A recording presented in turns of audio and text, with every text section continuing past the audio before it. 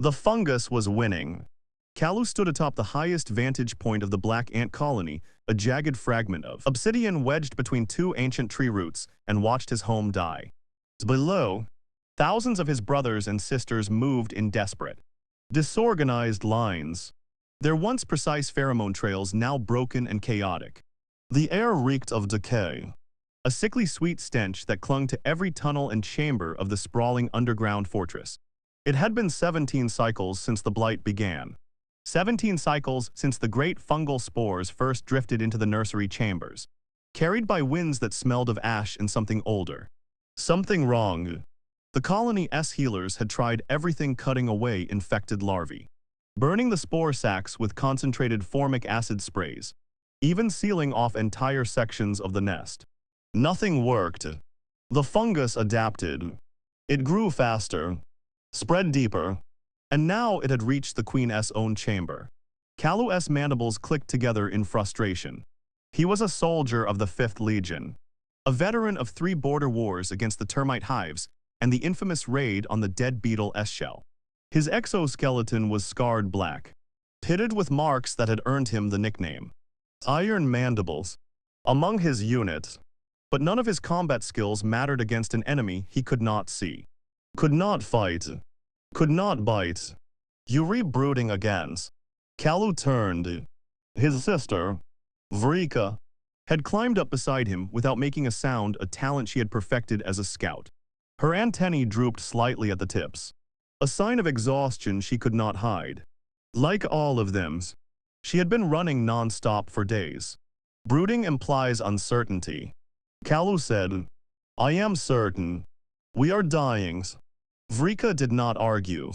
She settled onto the obsidian beside him, her black carapace gleaming faintly in the filtered light that managed to pierce the canopy above. "The council is meeting at dusk. They are going to announce the evacuation." "Evacuation to where?" Kallu's voice was bitter. "The eastern marshes are overrun with dragonfly patrols. The western fields belong to the fire ants, and the southern underground passages collapsed 3 cycles ago. There is nowhere left to go. There is the Red Queen's territory." Kallu stared at her.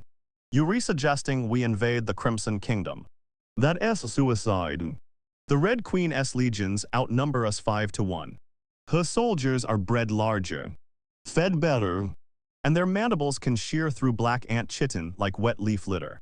I am not suggesting invasion." Vrika's antennae straightened. "I am suggesting theft." She told him what the scouts had discovered 3 cycles earlier, during a deep-range patrol that had pushed dangerously close to the Crimson Kingdom's eastern borders. The Red Queen possessed something no other ant colony in the region had: a reservoir of Amrits. The Amrit was not food. It was not water. It was something far more precious, a luminous, golden fluid that pulsed with a light that seemed to come from within. The legends said it was the collected essence of 1,000 generations of red ants, refined in the Queen's own body and stored in specialized chambers carved from crystallized resin. A single drop could heal wounds in hours instead of days. A mouthful could purge any infection, kill any fungus, reverse any decay. For 10,000 cycles, the Amrit had been the Crimson Kingdom's greatest secret. The red ants did not trade it. They did not share it. They guarded it with fanatical devotion, surrounding it with their most elite warriors, the Crimson Guard, whose mandibles were tipped with venom potent enough to paralyze a black ant soldier in seconds. "If we could steal even a small amount," Vrika whispered, "the healers could synthesize it, multiply it, save the colony." Kallu looked down at the dying masses below. He saw a nurse ant dragging a limp larva toward the nursery, its tiny body already speckled with black spores. He saw a carpenter ant once proud, once strong, leaning against a tunnel wall, too weak to stand. He saw his home crumbling into ash and silence. "The council will never approve a mission like that," he said. Vrika touched her antenna to his. "Then Dawn T asked them." Part 2. The Crimson Kingdom. Kallu left at midnight, when the moon was nothing but a sliver, and the forest floor belonged to predators that had no interest in ants. He traveled alone. No backup, no support. If he was caught, the Crimson Kingdom would execute him slowly, publicly, and probably feed his broken body to their own larvae as a warning. He accepted this. The journey took 4 cycles. He crossed the Great Chasm by climbing down a root tendril that had grown across the gap, then up the other side on a ladder of fallen pine needles. He navigated the termite tunnels by staying close to the ceiling, where the vibrations of his footfalls were muffled by decades of accumulated dust. He avoided the dewdrop fields entirely after spotting the glistening legs of a wolf spider waiting in ambush. On the 4th evening, he reached the border of the Crimson Kingdom. It was beautiful in a terrible way. The red ants did not build nests, they sculpted them. Their fortress rose from the forest floor like a mountain of dried blood, each wall angled to deflect rain and predators alike. The entrance tunnels were lined with crushed beetle shells that glittered like rubies in the fading light. And everywhere, were soldiers. Kallu counted at least 50 at the main gate alone. Their mandibles were longer than his by half, their bodies thicker, their movements synchronized like a single organism. Each one stood perfectly still, antennae sweeping the air in overlapping patterns that left no gap. No blind spot, no weaknesses. He would not go through the gates. Vrika's intelligence had included a secondary route, a drainage tunnel that ran beneath the fortress's eastern wall, originally carved by water but now used to vent heat from the lower chambers. The entrance was small, barely wide enough for a black ant soldier, and covered by a rotting leaf. Kallu found it by following the faint scent of moisture and decay. He squeezed inside. The tunnel was tight. His carapace scraped against the walls with every movement, leaving faint scratches that he knew would be noticed if anyone looked closely. But no one was looking. The drainage tunnel was considered beneath the notice of the Crimson Guard. Too small for an invasion. Too dirty for a patrol. Too forgotten to matter. Kallu crawled for what felt like forever. The tunnel sloped upward, then leveled out, then branched into 3 narrower passages. He took the leftmost branch, guided by the growing glow of golden light that bled through the resin walls. The Amrit's glow was unmistakable, a warm, pulsing radiance that reminded him of sunlight filtered through honey. He emerged into a chamber that stole his breath. The Amrit reservoir was not a pool. It was a cathedral.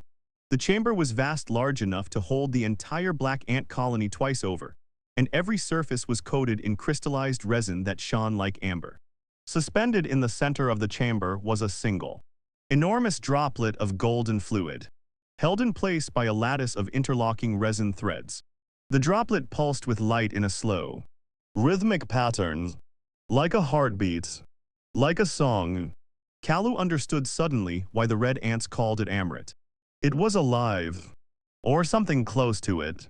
He crept forward, keeping low, his mandibles spread wide to sense any vibration in the air. The chamber appeared empty, but he knew better. The Crimson Guard would be nearby. They were always nearby.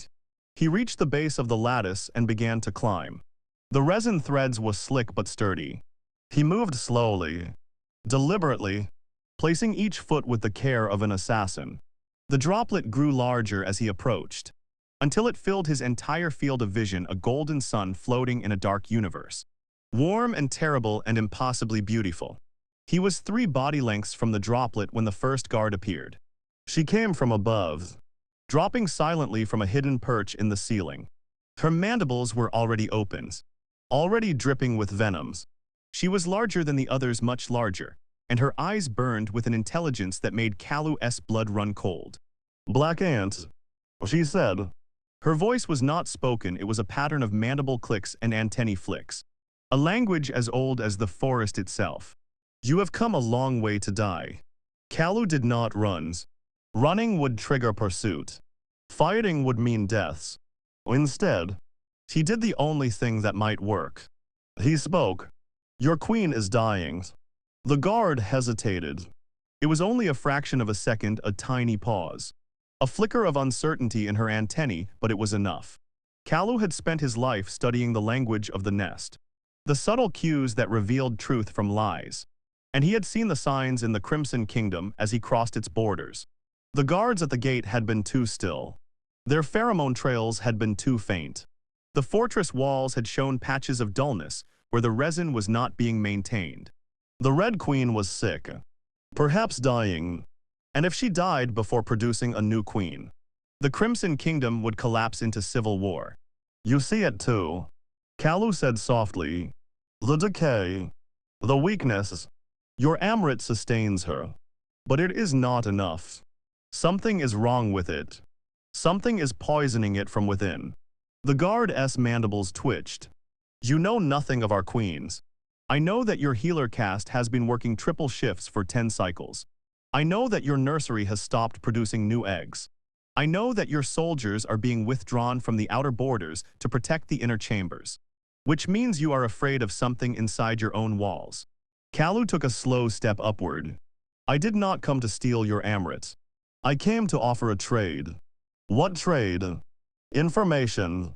My colony is dying from a fungal blight. Your queen is dying from something we do not understand. But I have seen your Amrit up close now, and I recognize the way it pulses. That is not a heartbeat. That is a signal. The guard went very still. Kallu continued. Something is feeding on your queen's essence. Something that entered through the roots beneath your fortress. It has been growing for cycles, hidden in the deep earths, and now it is close enough to touch her. Your Amrit is not poisoning her, it is the only thing keeping her alive. But it is running out. He pulled a small resin vial from beneath his thorax, a vial filled with a sample of the fungal spore taken from the Black Colony's nursery. He held it out.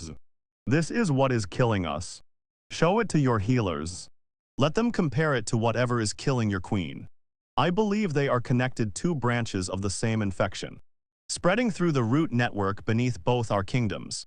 The guard stared at the vial for a long moment. Then she clicked her mandibles in a pattern Kallu had never heard before, a call for reinforcements. Or perhaps a call for something else entirely. More guards dropped from the ceiling. Dozens of them. Their mandibles gleamed with venom. Their eyes burned with fury. But they did not attack. Instead, they parted to reveal a figure walking slowly through their ranks, a figure so ancient, so wrinkled, so covered in resin-hardened scars that Kallu almost did not recognize her. She was a healer, the oldest healer he had ever seen, and her antennae were trembling. Give me the vial, she said. Kallu gave it to her. Part 3. The Unions. 2 cycles later, the Black Ant Colony and the Crimson Kingdom stood together for the first time in their shared history. The healers from both sides worked in the same chamber, the Great Amrit Cathedral, comparing samples, testing compounds, sharing knowledge that had been guarded for millennia. The fungal infection, they discovered, was not a disease.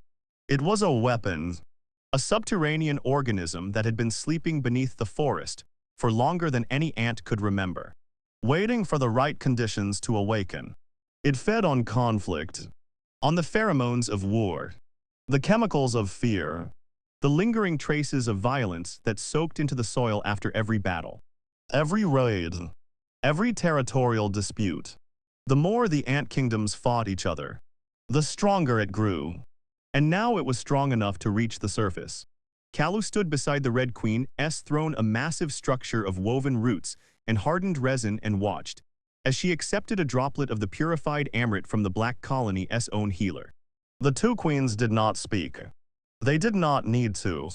Their antennae wove together in a pattern of understanding that transcended language. The Crimson Guard stood alongside the Black Legion. There was tension. There was suspicion. But there was also something neither side had felt in a very long time. Hope. Kallu looked at the vial still hanging around his thorax, empty now, its contents studied and replicated. He thought of Vrika, who had died in the evacuation of the Black Colony's nursery, buried under falling resin as she carried the last surviving larvae to safety. He thought of the guard he had confronted in the cathedral, whose name was Cressa and who now stood at his left side. Her mandibles relaxed for the first time in cycles. You were right, Cressa said quietly. About the signal, about the infection, about all of it. I was guessing, Kallu admitted. That is what leaders do. She turned to face him fully. The Queen has asked me to extend an offer. The Crimson Kingdom needs a liaison to the Black Colony. Someone who understands both our ways. Someone who has proven himself willing to risk everything for the truth. Kallu's antennae twitched. You want me to stay? We want you to help us rebuild. Both of us. Together. He looked out across the chamber. At the healers mixing compounds. At the soldiers standing guard over a shared future. At the two queens whose antennae were still intertwined in silent conversation. The Amrit glowed softly overhead. No longer a treasure to be hoarded, but a resource to be shared. I have a condition, Kallu said. Name it. The Black Colony's nursery will be rebuilt within the Crimson Fortress. Our larvae will be raised alongside yours. And no child born from either colony will ever be taught that the other is an enemy. Cressa clicked her mandibles in what might have been a laugh. That is a very large condition. I am a very large ant. She touched her antenna to his, the same gesture Vrika had used. So long ago. On the obsidian perch above a dying colony. Done. And so Kallu. The iron mandibles. The thief who had come to steal and instead had given everything. Became something he had never imagined possible. A bridge between two worlds. The forest took note. The fungal infection receded. Starved of the conflict pheromones it needed to survive. The termites kept to their tunnels. The spiders learned to hunt elsewhere. And in the years that followed, when young ants asked how the Black and Red Kingdoms had finally made peace, the elders told the same story every time. Once, there was a soldier who dared to crawl into the heart of his enemy's home, armed with nothing but the truth and a desperate hope. And he did not find a monster. He found a sister. Her name was Cressa. His name was Kallu. And together, they saved them all.